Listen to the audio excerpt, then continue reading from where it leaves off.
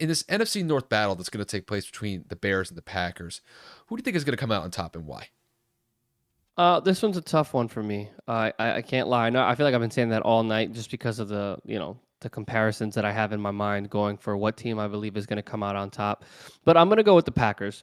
I truly believe that Aaron Rodgers and that offense have been going at it in practice all week.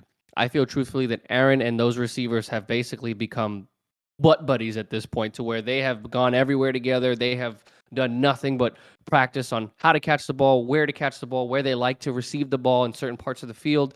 And I think that Aaron has just he has no choice. This is the group that he has to deal with all season long. Unless Green Bay goes out and makes some crazy trade for some absolutely stud wide receiver that no one's ever heard of, I truthfully don't think that this is going to change anytime soon.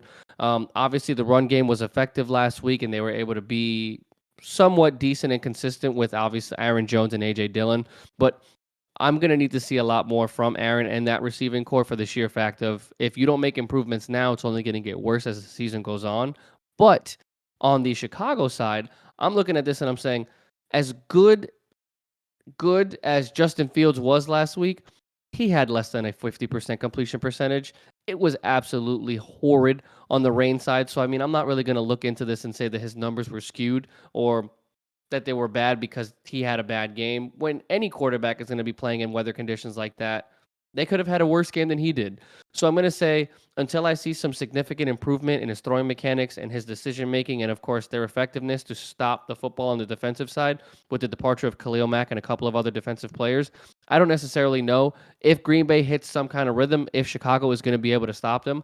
I would probably say that to support our NFC North rankings, Chicago is probably the worst team in this division just because from what I saw last week in Detroit, I think that Detroit's offense and defense did enough to prove to me that they are getting better as the years progress. But again, for the sake of this game, I think that this very well could end up being a blowout anywhere from 14 to 17 points.